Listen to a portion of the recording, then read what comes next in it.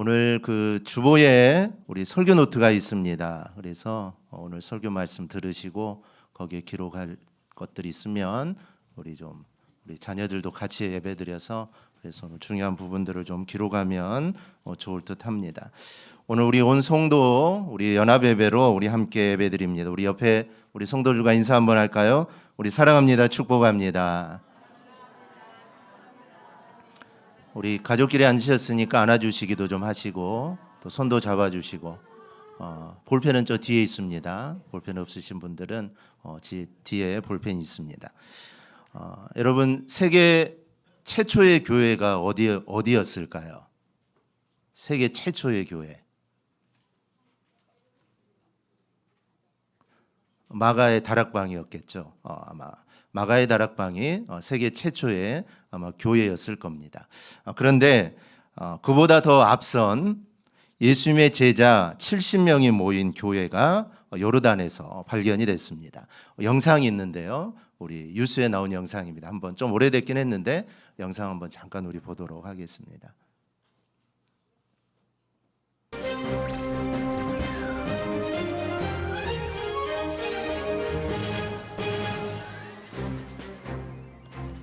여러분 안녕하십니까? 6월 12일 목요일 저녁 월드뉴스입니다. 요르단에서 세계 최초의 것으로 보이는 교회 터가 발견됐습니다. 이 교회 터는 2000년 전, 그러니까 예수 사망 직후에 만들어진 것으로 추정되고 있습니다. 이영석 기자입니다. 교회 터가 발견된 곳은 요르단 북부의 작은 도시 리하브입니다. 교회 터는 서기 3세기에 지어진 세인트 고저스 교회 건물 아래 지하 동굴 형태로 발굴됐습니다. القديس المظفر جورجيوس وتعود إلى عام تأسيسها إلى عام 230 قبل الميلاد. 동굴 안에서는 송직자용 돌의자와 당시에 쓰인 것으로 보이는 도기류가 함께 발견됐습니다. 이 교회터의 건립 추정 연대는 서기 33년에서 70년 사이. 발굴팀은 예수 사망 직후 로마의 박해를 피해 예수의 제자 70명이 이곳에 피신한 뒤 비밀리에 종교 활동을 이어간 것으로 보고 있습니다. حتى الآن من خلال المعطيات المادية والأثرية التي عثرنا عليها من خلال دراستنا ومراجعتنا لكافة الدراسات السابقة هي الأقدم حتى الآن. 동굴 위의 세인트 고저스 교회도 박해가 끝난 뒤 동굴에서 나온 이 초기 기독교인들이 세운 것으로 추정되고 있습니다. 요르단 관광부는 이번 발견에 따라 리하브 일대를 대규모 관광지로 만들 계획입니다. KBS 뉴스 이영석입니다.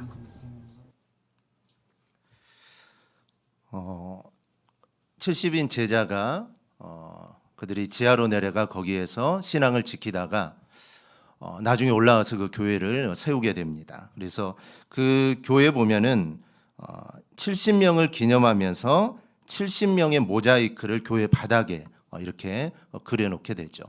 그들이 지하로 내려간 것은 그들의 신앙을 지키기 위함입니다. 그리고 그들의 신앙을 그들의 다음 세대에 전수하기 위해서 그들이 그 지하로 들어가게 된 것이죠. 그런데 이들이 고난이 없어지자 여러분 어떻게 됐을까요? 그때는 참 고난이 많아서 지하로 내려갔다가 이제 고난이 없어지자 그들이 밖으로 나온 것이죠. 그들이 밖으로 나온 그들은 다음 세대에게 예수와 성령을 전하기보다는 기독교 문화만을 전하게 됩니다. 그래서 이 고저스 교회는 635년 이슬람이 요르단을 지배할 때 아주 맥없이 믿음을 완전히 버리게 됩니다. 여러분 고난 속에서 그리고 박해를 받을 때는 믿음이 다음 세대에 잘 전달이 되는데 여러분 잘 먹고 잘 살면 그 믿음이 자녀들에게 잘 전달이 되지 않는다라는 겁니다. 우리가 우리 자녀에게 예수와 성령을 전하지 않고 기독교 문화만을 전하면 우리의 신앙의 대는 끊어지게 됩니다. 영국을 가보면 알겠지만 영국도 지금 예수 믿는 사람들을 찾아보기가 힘듭니다. 차를 타고 가면 약 5분마다 교회가 하나씩 있습니다. 그런데 겉으로 보기에는 교회지만 그곳은 교회가 아닙니다. 이미 다 모슬렘 사원이나 술집 아니면 힌두교 사원으로 모두 다 변해버립니다. 그러면 어떻게 하면 우리가 자녀들에게 계속 믿음을 우리가 전달해 줄 수 있을까요? 바로 3세대입니다. 즉 내 자녀를 넘어서 내 손자 그리고 내 손녀에게 이 복음을 전해야 합니다. 오늘 우리가 읽은 말씀에 보면은 성경은 하나님을 소개할 때 어떻게 소개하죠? 누구의 하나님? 아브라함의 하나님, 그 다음에 이삭의 하나님, 그 다음에 야곱의 하나님. 성경은 이렇게 항상 3세대를 이야기합니다. 아브라함의 하나님만 이야기하지 않습니다. 이삭의 하나님만 이야기하지 않죠. 야곱의 하나님까지 이렇게 이야기를 합니다. 그럼 왜 성경이 이렇게 이야기를 할까요? 아브라함, 이삭, 야곱을 기록할까요? 그것은 만약에 아브라함이 이삭에게만 복음을 전했다면 다음 세대에는 복음 전파는 아마 실패했을 겁니다. 그래서 신앙이라는 것은 다음 세대, 즉 우리의 자녀들에게만 복음을 전하는 게 이게 정답이 아닙니다. 신앙은 3세대에 걸쳐서 복음이 전달돼야 그게 진짜의 믿음의 세대다라고 할 수가 있습니다. 여러분이 만약에 여러분의 자녀들에게만 복음을 전한다면 이거는 안전하지 않습니다. 만약에 내 자녀가 믿음이 약한다면 3세대, 내 손자, 손녀에게는 복음이 전해지지 않겠죠. 그래서 이 3세대가 정말 중요합니다. 그래서 성경은 항상 아브라함의 하나님, 이삭의 하나님, 야곱의 하나님을 이야기합니다. 여러분의 믿음을 우리가 자녀들에게 전달해 주어야 하는데 여러분의 목표가 자녀들에게만 돼서는 안 됩니다. 내가 내 자녀에게만 복음을 전하면 나는 다 했다라가 아니라 우리의 손자, 손녀들에게도 복음을 전하는 것. 이게 바로 우리의 목표가 되어야 합니다. 우리 한국교회도 이제 신앙의 위기를 맞고 있습니다. 1950년대에서 1970년대 이 복음을 받아들인 세대가 우리나라 복음의 1세대들이죠. 그래서 우리의 부모 세대가 복음의 1세대들입니다. 이분들이 자녀들에게 복음을 전했습니다. 그러나 복음의 3세대들이 복음을 전달받지 못한 가정들이 여러분 너무나 많습니다. 야곱에게는 12아들이 있죠. 그중 11번째 아들이 누굴까요? 11번째 아들이 누구죠? 누구? 말했다 틀릴까봐. 혹시 틀리면 가만히 있으면 중간이라도 가니까. 11번째 아들은 요셉입니다. 요셉은 정말 믿음이 좋은 아들이었습니다. 애굽에 화면 좀 넘겨주세요. 애굽에 노예로 팔려가고 그리고 노예 생활을 하면서도 또 억울하게 감옥살이를 해도 하나님을 향한 믿음이 요셉은 약해지지 않았고 그리고 그는 절대로 하나님을 원망하지 않았습니다. 그래서 결국 그는 그 대국 애굽의 국무총리의 자리까지 올라가게 되죠. 그리고 그의 가족들을 구원하는 일을 하게 됩니다. 그렇다면 요셉은 언제 그런 믿음을 가지게 되었을까요? 창세기에 나오는 우리가 연수를 잘 계산해 보면 요셉이 17세가 되었을 때 아버지 야곱은 108세였고 할아버지 이삭은 168세 정도 되었다라는 것을 우리가 알 수가 있습니다. 이 말은 요셉은 누구와 함께 살았다는 걸까요? 아브람이 아니라 이삭과 함께 살았습니다. 요셉은 할아버지 이삭과 늘 함께 살았던 사람이죠. 상상컨대 요셉은 아마 할아버지 이삭의 신앙을 아마 많이 배웠을 겁니다. 이삭은 요셉에게 어떤 이야기를 해줬을까요? 여러분 어떤 이야기를 해줬을까요? 아마 모리아산 이야기를 해줬을 겁니다. 모리아산에서 아버지 아브라함이 자신을 끌고 모리아산까지 가서 정말 칼을 들어서 자신을 죽이려고 했던 그 상황. 그런데 하나님께서 그때 나타나셔서 죽이지 마라. 양이 준비되어 있다라고 말씀하신 그 이야기. 아마 그 이야기를 아마 손자에게 아마 많이 이야기를 해줬을 겁니다. 그러면서 어떤 말을 했을까요? 손자야, 어떤 상황에서도 하나님께서 너를 돌보신다는 것을 그 믿음을 너는 절대로 잃지 말아라. 아마 할아버지가 이야기를 사랑하는 손자에게 아마 많이 해 주었겠죠. 여러분 요셉에게 큰 믿음을 준 자는 바로 할아버지 이삭이었다라는 것이죠. 이삭은 손자에게 믿음이라는 그 큰 선물을 그의 손자에게 물려주었던 것입니다. 그래서 이 요셉이 어려운 상황 속에서도 아마 할아버지가 했던 그 말, 모리아 산에서 있었던 일들, 그리고 어떤 상황에서도 믿음을 잃지 마라, 하나님께서 너를 도와주시고 붙잡아 줄 거다라는 이 말씀을 기억하면서 그의 신앙, 그의 믿음을 아마 지킬 수 있었을 겁니다. 여기 의자 3개가 있습니다. 첫 번째 의자는 하나님을 만난 자들, 즉 하나님을 경험한 자들입니다. 여기 두 번째 의자는 하나님을 알지만 세상과 적당히 타협하며 사는 자들이죠. 마지막 세 번째 의자는 하나님을 알지도 못하고 기적도 믿지 않는 자들입니다. 이 사람들은 불신자들이죠. 성경에는 이 세 의자에 속한 자들을 설명을 합니다. 첫 번째 의자에 앉은 사람은 다윗입니다. 다윗은 하나님을 경험한 자죠.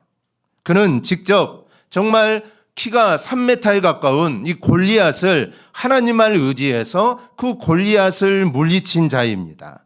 다윗의 관심은 어디에 있을까요? 다윗의 관심은 오직 하나님입니다. 그는 모든 소망을 하나님께 둔 자죠. 그는 얼마나 하나님과 가까웠던지 하나님이 다윗을 향해 너는 내 마음에 맞는 사람이다 라고 말할 정도로 다윗은 오직 하나님만을 바라본 사람입니다. 그는 누가 봐도 정말 엄청난 믿음의 거장이며 믿음의 1세대로 살았습니다. 그럼 두 번째 의자에 앉은 사람은 누굴까요? 누구겠습니까? 다윗이 나왔으니 솔로몬입니다. 두 번째 의자에 앉은 솔로몬인데요. 그는 아버지 다윗에게 믿음을 물려받았습니다. 그는 아버지에게 믿음의 이야기도 듣고 아버지가 골리앗을 물리쳤던 그 이야기 아마 기가 따갑도록 들었겠죠. 아들을 만날 때마다 내가 그 골리앗을 하나님을 의지해서 내가 물리쳤다. 아마 그 아들에게 수없이 이야기했을 겁니다. 솔로몬은 용모가 준수할 뿐 아니라 지혜도 아주 뛰어나서 모든 사람들에게 사랑을 받은 사람입니다. 그는 왕이 되어서 아버지 다윗보다 더 큰 부유함을 그는 누리게 되죠. 그런데 그는 부유함이 주는 편안함 때문에 점점 세상과 타협을 합니다. 나이가 들면서 그는 부패한 왕이 되죠. 이방 여인들을 부인으로 맞아들이고 그 부인들의 영향을 받아서 세상과 점점 타협을 하고 하나님보다 이방신을 섬기고 결국 하나님을 떠나게 됩니다. 솔로몬에게 우선순위는 세상 재물과 세상 쾌락이었습니다. 그는 우선순위가 잘못된 것이죠. 하나님 다윗의 우선순위가 뭐라고 했죠? 다윗의 우선순위는 오직 하나님이었습니다. 그런데 그 신앙을 물려받은 솔로몬은 신앙의 우선순위가 하나님이 아니었습니다. 다윗은 하나님을 위해서라면 목숨까지 내어놓는 사람이었죠.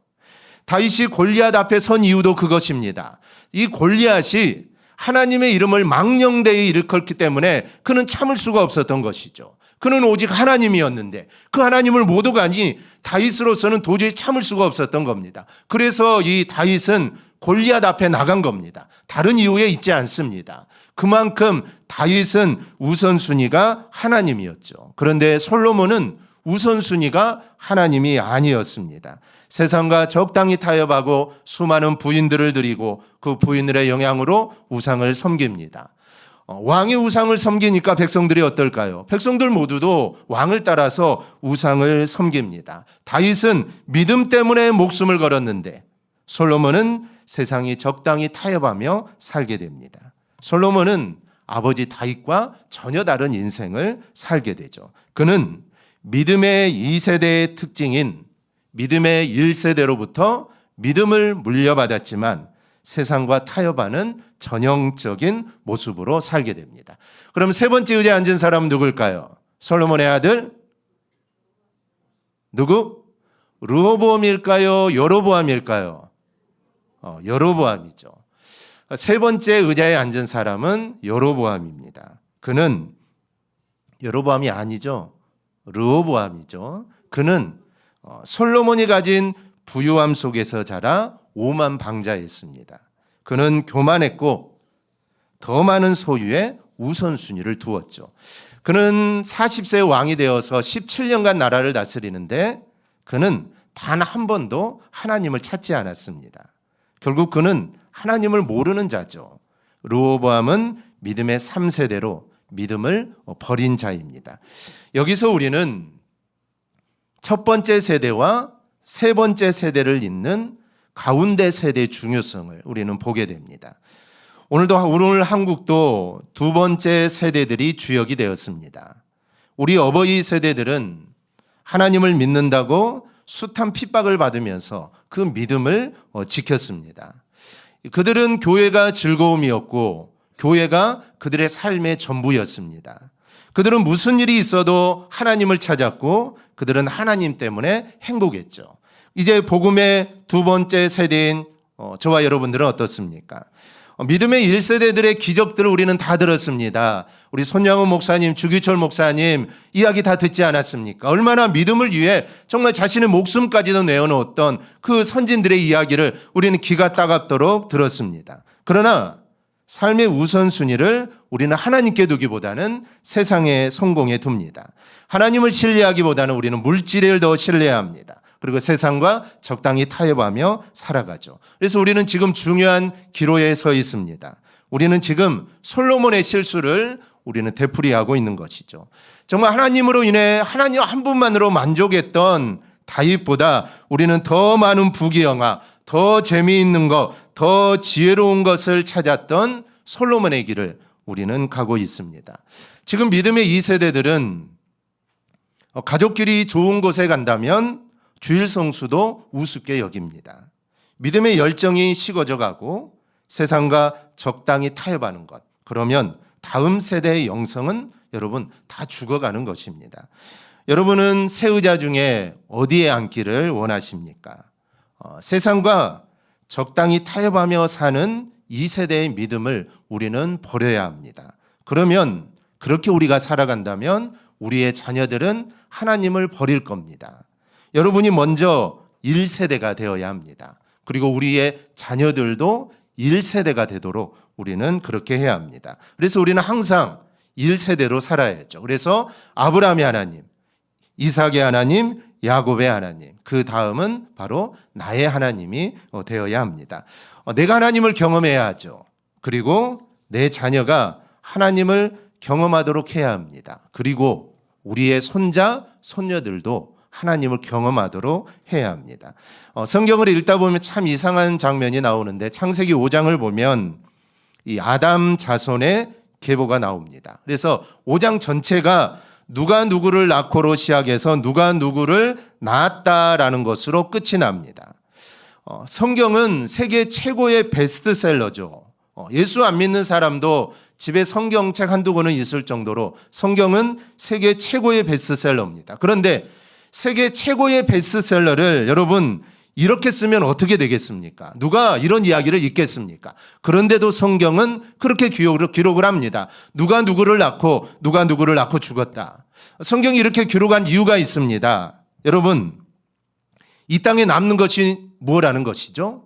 이 땅에 남는 것은 오직 자녀들 뿐입니다. 이 땅에 남는 것은 물질도 아니고 이 세상 어느 것도 아닙니다. 남는 것은 오직 자녀들 뿐이라는 것이죠. 그러므로 우리의 자녀들이 믿음의 1세대가 되도록 여러분 힘써야 합니다. 다윗처럼 정말 하나님이 전부인 사람, 그리고 하나님을 사랑하고 또 하나님을 노래하고 하나님 때문에 기쁨이 넘치고 바로 하나님을 위해 죽는 사람으로 우리의 자녀들을 우리는 키워야 합니다. 바로 그 사람이 하나님 나라의 왕족입니다. 그렇다면 믿음의 1세대로 첫 번째 의자에 앉게 살게 하는 비결이 뭘까요? 세 가지가 있습니다. 간단하게 말씀드리고 말씀을 마치겠습니다. 첫째는 매주 성령이 역사하는 예배를 드리게 하십시오. 정말 우리의 자녀들에게 여러분 믿음을 전수시키기를 원하신다면 우리의 자녀들이 예배에 빠지지 않게 해야 합니다. 여러분 정말 중요한 것은 예배입니다. 우리의 자녀들이 믿음을 갖기를 원하죠. 믿음의 자녀가 되기를 원합니다. 그런데 가장 중요한 것은 예배입니다. 그래서 예배를 목숨처럼 여길 수 있도록 우리의 자녀들을 양육해야 합니다. 우리의 믿음의 1세대들은 예배를 목숨처럼 여겼습니다. 그래서 믿음을 지킬 수 있었던 것이죠. 그렇다면 우리도 이 예배를 목숨처럼 여기고 그리고 우리 자녀들 또 우리의 손자 손녀들도 이 예배를 목숨처럼 여길 수 있도록 양육해야 합니다. 우리 3세대 예배가 중요한 이유가 여기에 있습니다. 우리 전 세대 통합 예배를 드리는 이유가 여기에 있습니다. 우리 교회가 40년이 이제 되었죠. 그래서 이제 3세대가 아직은 이루지 않은 가정들이 있지만 또 2세대 가정들이 참 많습니다. 부모와 자녀 세대가 많죠. 할아버지, 부모, 나 이렇게 3세대를 이루는 우리 가정들도 있지만 아직은 많지 않습니다. 이 교회의 연수가 점점 차가다 보면은 이제 3세대 가정들이 많겠죠. 그런데 이 3세대 가정은 그냥 되어지는 게 아닙니다. 우리 지금 학생들 주한이나 시안이 성태나 우리 학생들이 이제 자라서 결혼을 하고 자녀를 낳으면은 이제 3세대 가정이 되는 것이죠. 그런데 3세대 가정을 이룬다는 것은 이거는 쉬운 일이 아닙니다. 그것도 한 교회에서 3세대가 함께 예배드리는 거. 이거는 정말 어려운 일입니다. 쉽지 않은 일이라는 것이죠. 그런데 우리는 이 3세대 예배를 즉 전세대 통합 예배를 귀하게 여기고 우리의 자녀와 그리고 나아가서 우리의 손자 손녀와 함께 예배드리는 그 상황, 그 예배를 정말 소중하게 여겨야 합니다. 그렇게 예배드릴 때 우리의 자녀들 또 우리의 손자 손녀들이 함께 모여 예배하는 이 예배를 소중하게 여긴다라는 것이죠. 둘째는 부모인 당신이 세상과 적당히 타협하지 말고 매 순간 삶의 예배를 드려야 합니다. 여러분 매일 삶 속에서 우리는 하나님을 만나야 합니다. 그리고 여러분이 만난 그 하나님을 여러분의 자녀들에게 여러분 이야기해 주어야 합니다. 믿음의 거장들은 내가 만난 하나님을 늘 자녀들에게 이야기를 합니다. 내가 이런 하나님을 만났다. 거대한 하나님이 아닙니다. 내가 꿈에 하나님이 나타나서 야곱에게 이야기했듯이 내가 너와 함께 하겠다 이런 하나님이 아니라 우리의 삶에 살아가는 매 순간순간마다 나를 인도하신 하나님, 그 하나님을 우리의 자녀들에게 알려주어야 합니다. 그래서 내가 오늘 하루도 하나님을 내가 만났다. 내가 길을 가다가 나를 인도하신 정말 어려운 정말 깜빡했으면 큰일 날 수 있었는데 하나님이 나를 지켜주었다. 그런 하나님을 우리의 자녀들에게 이야기해 주어야 합니다. 지금 나에게 큰 고난이 있어도 우리가 정말 세상과 타협하지 않는 그런 모습들 그리고 하나님 말씀대로 살아가는 삶의 예배를 우리는 드려야 합니다. 세 번째는 우리의 자녀가 하나님을 체험할 수 있도록 해야 합니다. 그러기 위해서는 내가 하나님을 먼저 체험해야겠죠. 그리고 우리의 자녀들이 하나님을 체험할 수 있도록 해주어야 합니다. 그래서 내가 만난 하나님을 자녀들에게 이야기해 주는 것도 중요하지만 일주일에 한 번 정도는 우리의 자녀들이 만난 일상의 삶에서 자신이 만난 그 하나님을 서로 이야기할 수 있는 그런 시간들이 필요합니다. 그런 이야기를 할 수 있는 공간이 이 가정 예배겠죠. 평상시에는 모일 수가 없습니다. 모여도 그런 이야기를 어떻게 하겠습니까? 하지만 일주일에 한 번 가정 예배를 드린다면 그 예배 시간에 서로의 삶을 나누면 일주일간 있었던 이야기들을 나누다 보면 그 상황 속에서 나와 함께 하신 하나님을 이야기할 수 있게 되는 겁니다. 그래서 내가 하나님을 체험하는 것도 중요하지만 우리의 자녀들이 하나님을 체험하게 하는 것 이것 또한 중요하다라는 것입니다. 그래서 잘 생각해 보면 하나님이 함께 하심을 알 수가 있습니다. 그래서 함께 모여 그런 이야기들을 나누다 보면은 하나님이 나와 함께 하셨구나. 하나님이 나를 인도하셨구나라는 것을 우리가 알 수가 있습니다. 그러면 우리의 자녀가 영적인 거장으로 자라게 되는 겁니다. 우리의 가문을 바꿀 수는 없죠. 하지만 내가 믿음의 1세대를 자리를 선택한다면 우리의 가문은 자자손손 축복받는 믿음의 길로 가게 될 겁니다. 하나님은 우리의 가문이 믿음의 가문이 되기를 원하십니다. 하나님을 붙잡는 이 믿음의 피는 자녀들에게 전달이 됩니다. 그래서 내가 믿음의 1세대로 살아간다면 우리의 자녀들 또한 믿음의 영웅이 될 것이고 또 그 자녀들이 그의 자녀들에게 또 자신이 믿음의 1세대가 되어서 또 믿음을 전수하게 된다면 그 자녀들 또한 믿음의 영웅으로 자라게 된다라는 것이죠. 우리 모두 첫 번째 의자에 모두 다 앉기를 바랍니다. 그리고 우리의 자녀들도 이 첫 번째 의자에 앉을 수 있도록 우리의 자녀들의 믿음을 위해서 우리가 애쓰는 삶을 살아가기를 바랍니다. 지금 우리가 신앙생활을 하면서 세상과 적당히 타협하는 두 번째 의자에 우리가 앉아 있다면 우리는 첫 번째 의자로 옮겨가야 합니다. 여러분, 내가 두 번째 의자에 앉아 있다면 우리의 자녀는 세 번째 의자에 앉을 수밖에 없습니다. 다윗이 그래도 첫 번째 의자에 앉아 있었기에 솔로몬이 그래도 두 번째 의자에 앉아 있었던 겁니다.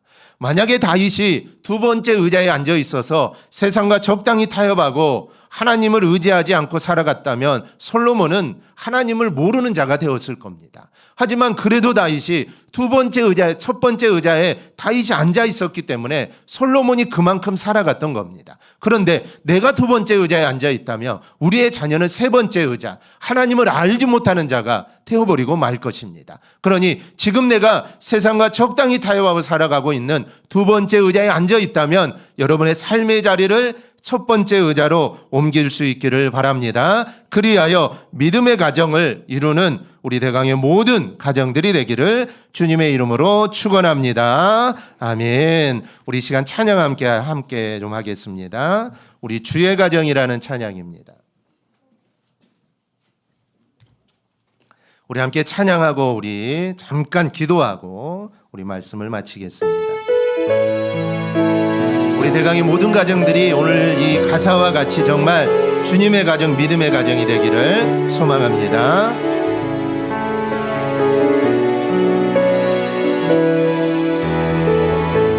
믿음으로 사는 가정은 믿음으로 사는 가정은 가난해도 부족하지 않게 하시며 소망으로 사는 가정은 아픔에도 더 풍성한 위로 주시네. 마른 떡 하나에 화목하고 함께 살아가며 감사하며 고난이 올 때에 기도하는 가정 하나님 돌보시네. 주의 가정은 작은 천국이라 주의 가정에 참된 행복인데 이 땅에 살아가는 모든 순간 주가 지키시고 항상 인도하시리. 우리 다시 한번 할까요? 믿음으로 사는 가정은 믿음으로 사는 가정 가난해도 부족하지 않게 하시며 소망으로 사는 가정은 아픔에도 더 풍성한 위로 주시네. 마른 떡 하나에 화목하고 함께 살아가며 감사하며 고난이 올 때에 기도하는 가정 하나님 돌보시네. 주의 가정은 작은 천국이라 주의 가정에 참된 행복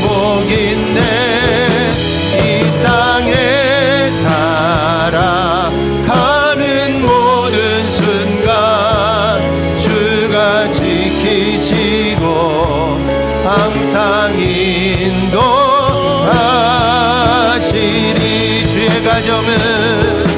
주의 가정은 작은 천국이라.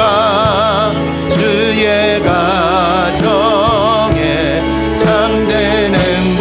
이 땅에 살아가는 이 땅에 살아가는 모든 순간 주가 지키시고 항상